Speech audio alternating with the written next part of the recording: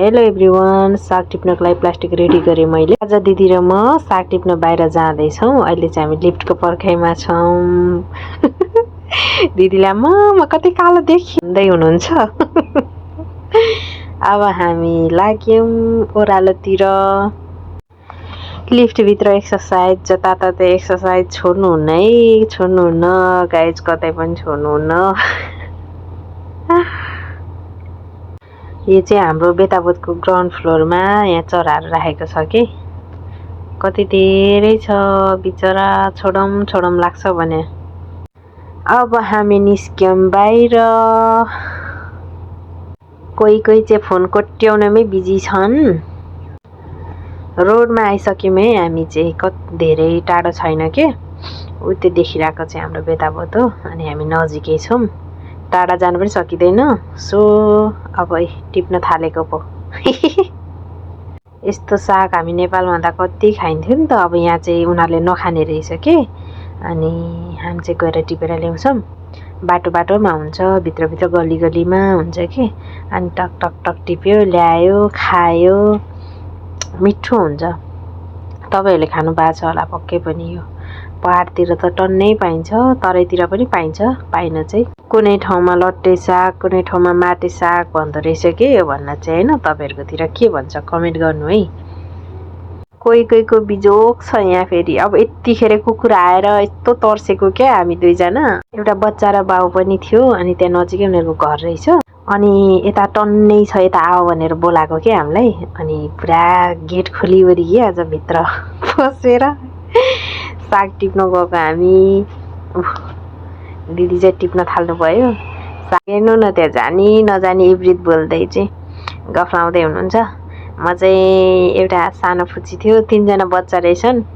अनि एउटा फुच्ची चाहिँ हामीसँगै थियो कि बाहिर खेल्दै। अनि कस्तो रमाइलो भएको, कागती टिपिदिँदै हुनुहुन्छ यहाँ चाहिँ। अनि कागती पनि लिएर आएको थियौँ। कस्तो राम्रो के मान्छेहरू होइन। यहाँ छ आओ टिप भनेर कसैले गेट खोलिदिन्छ त नचिनेको मान्छेलाई है। यस्तो रहेछ क्या भित्र चाहिँ। यहीँभित्र फ्रुट्सहरू रोपेको कस्तो राम्रो, कागती पनि थियो अनि स्याउ पनि थियो। फुच्चीले चाहिँ मलाई आत्रो चेतापुवा भन्दैछु क्या, बोलाउँदैछु उता जाउँ भनेर। अनि मलाई चाहिँ फुच्चीसँग खेल्नै कस्तो रमाइलो लाग्यो। मलाई मेरो छोरीको याद आइरहेको थियो कि यतिखेर। अनि दिदी साग टिप्ने, म चाहिँ फुच्चीसँग खेल्दै बसेँ, भिडियो बनाउँदै फुच्चीसँग खेल्दै मलाई देखाउँदै चाहिँ। यहाँ थोरै साग देखेँ कि, यति हो मैले टिपेको, अरू सबै दिदीले टिपेको हो। साग टिप्नु छैन, खेलेर भिडियो बनाएर भन्दै हुन्थ्यो मलाई। त्यहाँभित्र चाहिँ यस्तो थियो कि, ए यहाँ चाहिँ स्याउ फलिरहेछ।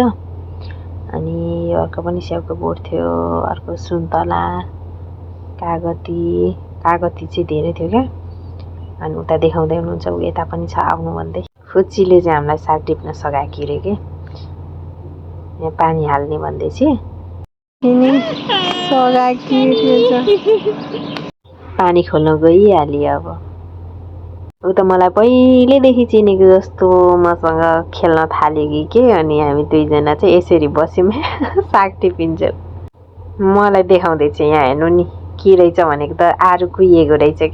फर्किने बेलामा हक गरेर है, मलाई हक गर्न खोज्दैछ। दिदीले समाएर हेर्नु न, त्यहाँनिर प्लास्टिक सानो भएर अर्को प्लास्टिक दिएको थियो कि त्यही घरमा। अनि यहाँ हेर्नु न, हामी चाहिँ बेताबोधमा आइसक्यौँ, दुईजना माग्ने बुढाहरू। यो चाहिँ साग यति पायो भनेर माग्ने बुढाहरूले झोला देखाउँदैछ। भिडियो हेरिदिनु भयो त्यसको लागि धेरै धेरै धन्यवाद।